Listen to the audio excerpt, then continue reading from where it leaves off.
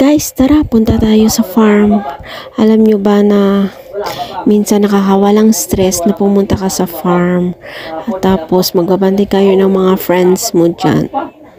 So, dyan sa pinuntahan naming farm, marami siyang mga fruits, tapos mga kahoy, may mga bulaklak din. Tapos dyan, pwede ka rin kumain. Kasi parang may kainan din sila dyan sa loob. So, medyo malapad dyan. So, mararami kang makikita ng mga fruits like banana, kasoy, at saka marami pang iba. At pwede ka rin pala dyan mangisda. So, ayan guys, maganda yung putok na ginawa nila.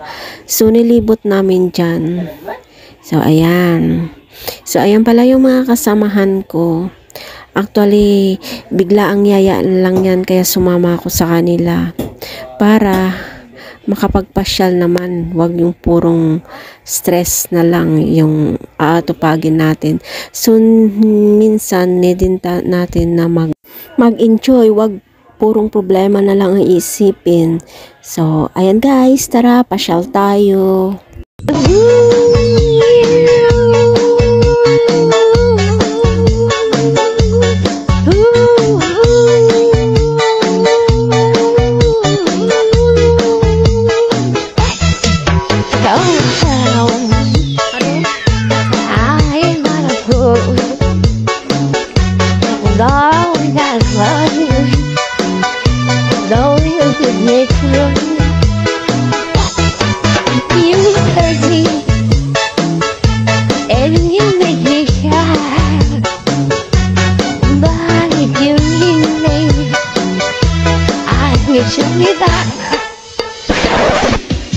I'll see you down the chamber.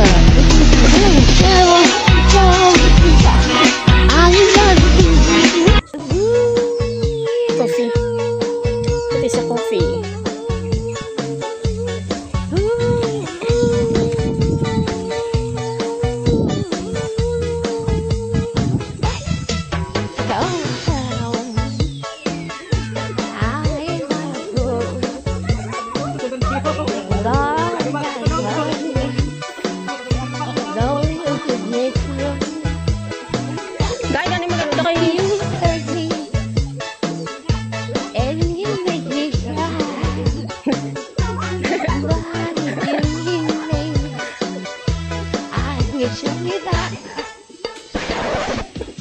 I'll see you down